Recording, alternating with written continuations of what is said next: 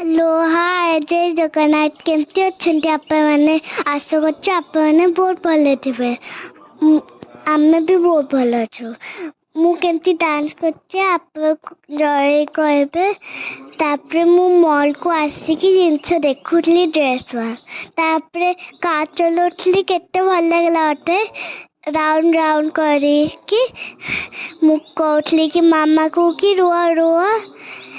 ତାପରେ ଆଉ ଥରେ ଡାନ୍ସ କଲି। କେମିତି ଲାଗିଲା ଆପଣମାନେ ଜଣେଇବେ। ଭଲ ଲାଗିଲା ତ ଲାଇକ୍ ଆଣ୍ଡ ସେୟାର ସବସ୍କ୍ରାଇବ୍ କରିଦେବେ। ଆଉ ଦେଖ ମୁଁ ଏଇଠି ଚଲିକା ଏଇଠି ଯାଉଛି। ମୁଁ ଘୁମିକି ଆସିବି ବୋଲି ମାମାକୁ କହୁଥିଲି କି ରୁହ ରୁହ ରୁହ, କିନ୍ତୁ ମାମା ତ ରହିଲାନି ମୋତେ। ହେଲେ କି ମୁଁ ଗାଡ଼ି ଚଲେଇ ପାରିଲିନି। ତାପରେ ମୋ ଗାଡ଼ିଟା ଏଇଟା ତା ରିୟଲଟା ଏମିତି କାଢ଼ି ହେଇଯାଇଥିଲା। ମୁଁ ତାକୁ ଫିକ୍ସ କଲି। ସେ ତାପରେ ଘୁମେଇଲି। ପଛରେ ଯାଉଥିଲେ ୟେଲୋ ପଛରେ। ତାପରେ ସମସ୍ତେ ଚାଲୁଥିଲେ। ମୁଁ ରହିଥିଲି। ତାପରେ ଗଲି ଆସିଲି। ତାପରେ ମୁଁ ଯାଇକି ଡ୍ରେସ୍ ଭଲ ଦେଖୁଥିଲି। ଡ୍ରେସ୍ ଦେଖିକା ବହୁତ ଭଲ ଲାଗିଲା ମୋତେ ଡ୍ରେସ୍ଟା। ଏଇ ଡ୍ରେସ୍ଟା ଗଳି ପଡ଼ିଥିଲା। ତାପରେ ମୁଁ ମାମାକୁ କହିଲି କି ମୋ ଭିଡ଼ିଓସ୍ ବନା।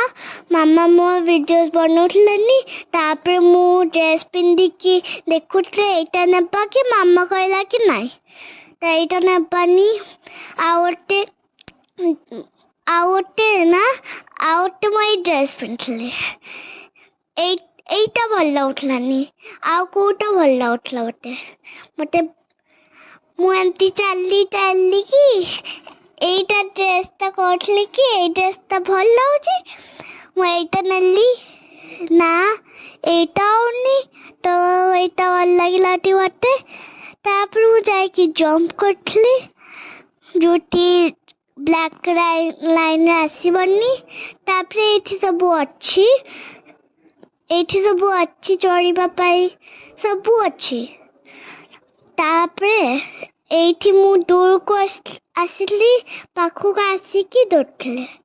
ତାପରେ ଚାଲିକି ଦେଖୁଥିଲି କେତେ ସାରା ଖାଇବା ଆସିଥିଲା।